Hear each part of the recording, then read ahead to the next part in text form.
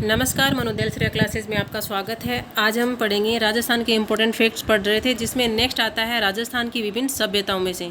इसमें से आपको पूछा जाएगा निम्नलिखित में से कौन सा स्थल पाषाण युगीन है या ताम्र पाषाण युगीन है या लोह युगीन स्थल है। तो देखते हैं सबसे पहले पाषाण स्थल। तो पाषाण स्थल बागोर है जो भीलवाड़ा में है। वो कौन सा स्थल है? पाषाण स्थल है। तो इसमें मैंने डिवाइड करके लिखा रखा है, पाषाण स्थल है, ताम्र युगीन स्थल है और लोह युगीन स्थल प्राप्त है।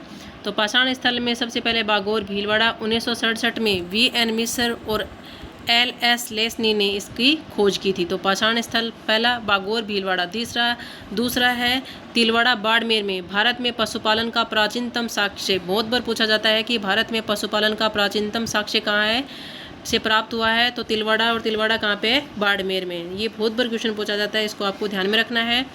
बिलाड़ा कहाँ पे है? जोधपुर में। ये भी क्या है? पाषाण स्थल है। उमेदनगर जोधपुर में है। तो जोधपुर में कितने हो गए? 2 हो गए। बिलाड़ा और उमेदनगर ये दोनों क्या कौन से हैं? पाषाण काल स्थल है। दर कहाँ पे है? भरतपुर में। नगरी, खोर, बेड़ी, अचनर, अणुचा, हरोजी का खेड़ा, बल्लू खेड़ा, ये सब कहाँ पे? चित्तौड़ में है। तो चित्तौड़ के सारे नाम ध्यान में रखने हैं। नगरी, खोर, बड़ी, अचनर, अणुचा, हिरोजी का खेड़ा और बल्लू खेड़ा, ये सब कहाँ पे? चित्तौड़ में है।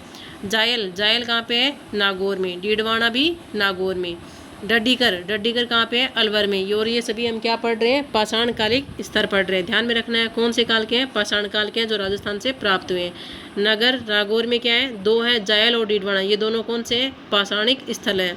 डड्डीकर अलवर पाषाणिक स्थल है। गरदड़ा बूंदी पाषाणिक स्थल है। कोटड़ा झालावाड़ पाषाणिक स्थल है। एलना जालोर, कुंडा ओला जैसलमेर, डाडाथोरा कहाँ पे? बीकानेर में। और ये भी क्या है? पाषाणिक स्थल है। तो ये स्थल आपके ध्यान में रखने हैं कि कौन से स्थल है। नेक्स्ट आता है ताम्र युगीन स्थल। आहड़ उदयपुर, ये कौन सी सभ्यता है? बनास सभ्यता भी इसे कहते हैं। आहड़ उदयपुर की। गिलुंड कहाँ पे है? उदयपुर में। और कौन सी युगीन सभ्यता है? ताम्र युगीन सभ्यता है। उदयपुर में बालाथल, ये भी कौन सी है? ताम्र युगीन। जो नीम का थाना सीकर में है गणेश्वर, वो कौन सी स्थल की है? ताम्र युगीन स्थल है।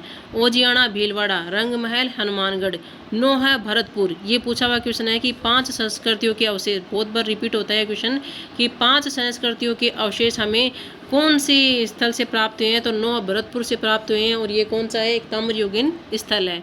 झाड़ोल कहाँ पे? उदयपुर में। बुड्ढा पुष्कर अजमेर में, पाषाणकालीन स्थल है। कोल माहौली स्वायमधोपुर में। मलाह भरतपुर में। साबणिया व पुगल बीकानेर में। नंदलालपुरा, किरडोत, चीथवाड़ी, ये सब कहाँ पे? जयपुर में है। जो क्या कौन से स्थल है? ताम्र युगीन स्थल है। अलाना जालोर में। कोराडा नागौर में। तो ये क्वेश्चन पूछे जाते हैं, इनको आपको ध्यान में रखना है कि ये कोराडा कहाँ है। आपने कई बार तो पहली बार ही नाम सुने होंगे, तो इनको आपको ध्यान में रखना है। और ये भी ध्यान में रखना है कि ये स्थल कौन से युगीन सभ्यता से है।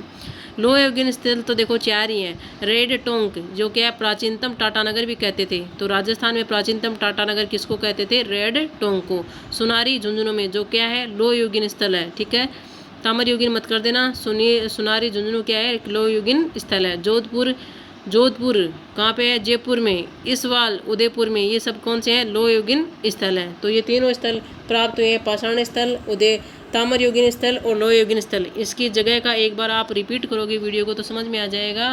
ताकि इसको 3 भागों में डिवाइड किया गया है, पाषाण काल स्थल, ताम्र युगीन स्थल और लोह युगीन स्थल। तो लोह युगीन तो आपके 4 ही हैं, याद हो जाएंगे।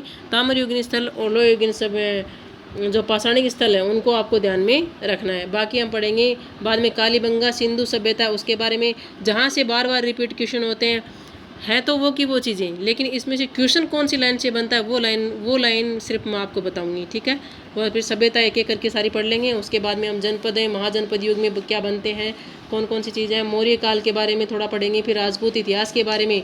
जो लाइन क्वेश्चन बनती है मैं आपको वही लाइन बताऊंगी। बाकी आपने बहुत सारा पढ़ रखा होगा, लेकिन जहाँ से क्वेश्चन में लाइन बनती है, जो राजपूत इतिहास में कौन से राजा से क्या संबंधित लाइन है, वो लाइन ही मैं आपको इसमें पढ़ाऊँगी। Okay, thank you for watching my video.